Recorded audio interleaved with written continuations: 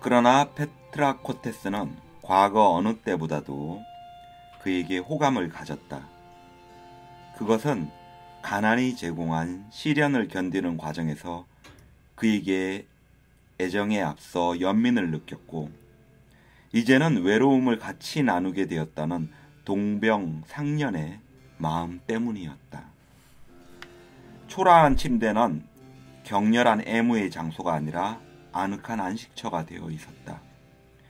여러 개의 침실용 거울은 복권용 가축을 사기 위해 처분되었고 음란하기 짝 없던 자죽색 비단과 벨벳이 당나귀 먹이로 사라진 침대에서 그들은 잠이 없는 늙은이들처럼 밤을 새우며 지난날 같으면 흥청망청 소비해버렸을 푼돈의 수익금을 반복해서 헤아리곤 했다. 그러다 보면 어느새 새벽닭이 우는 때도 있었다.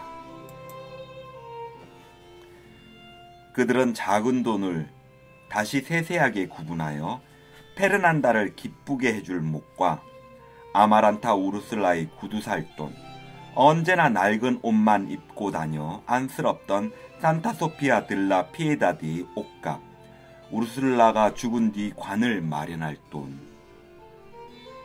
석 달마다 1파운드에 1센트씩 오르는 커피값으로 한몫, 갈수록 당도가 떨어지는 설탕 살 돈, 장마 때의 비에 젖어 아직도 축축한 장작을 사기 위한 목, 복권용 종이와 그림 물감을 구입할 돈, 추첨해서 당첨된 사람에게 지불할 송아지 값 등을 셈하고 나누는 것이었다.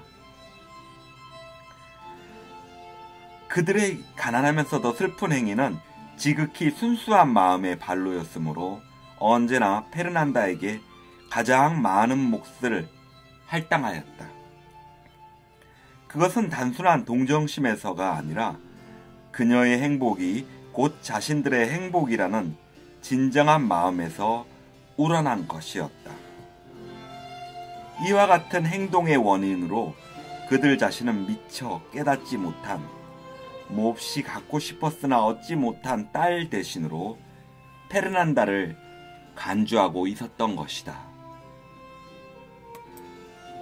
한 번은 페르난다에게 네덜란드제 식탁보를 사주기 위해 사흘 동안 빵 부스러기만 먹기도 했다.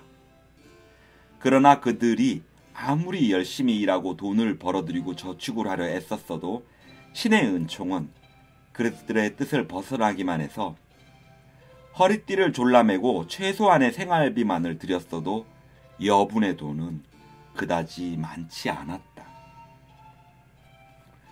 그들은 밤잠을 설쳐가며 벌어들인 돈을 이리저리 꿰맞추며 의아하다는 듯이 서로의 얼굴을 쳐다보았다.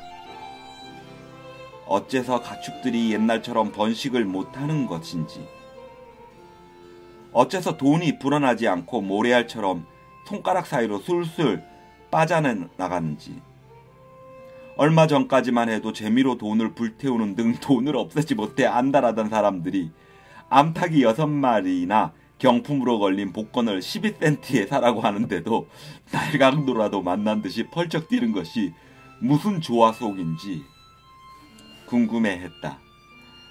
아우렐리아노 세군도는 차마 발설하지는 못했으나 내심 그들의 불운의 원인이 바깥에 있는 것이 아니라 이해하기 어려운 페트라코테스의 마음에 있다고 생각했다. 장마 동안의 그녀의 마음이 어두움에 물들었고 그 때문에 가축들은 새끼를 못 낳고 돈이 들어오지 않는 것이라고 믿었다. 이런 연유로 그녀의 마음을 깊이 헤아려 보게 된 아우렐리아노 세군도는 차츰 물질에 대한 욕심 때문이 아닌 그녀에 대한 순수한 애정을 느끼게 되었다. 그녀로부터의 사랑을 갈구하던 그가 이제 반대로 그녀를 사랑하게 된 것이다. 그리고 그의 사랑을 피부로 느끼게 된 페트라코테스 역시 그에 대한 사랑을 보다 심화시키게 되었다. 그녀는 바야흐로 인생이 가을의 원숙함으로 접어든 이쯤 가난한 사랑의 노예에 불과하다는 젊었을 때의 신념을 되살리게 되었다. 이제 그들은 지난날의 광란에 가까운 생활과 주체할 수 없는 부유함, 그리고 지칠 줄 모르고 불타오르기만 하던 사랑의 행위가 한순간의 부질없는 장난에 불과했다는 사실을 뼈저리게 깨달으며 고독을 함께 나눌 수 있는 자신들만의 안식처를 찾기 위해 그토록 엄청난 인생의 낭비를 겪어야 했다는데 아쉬움을 나타냈다.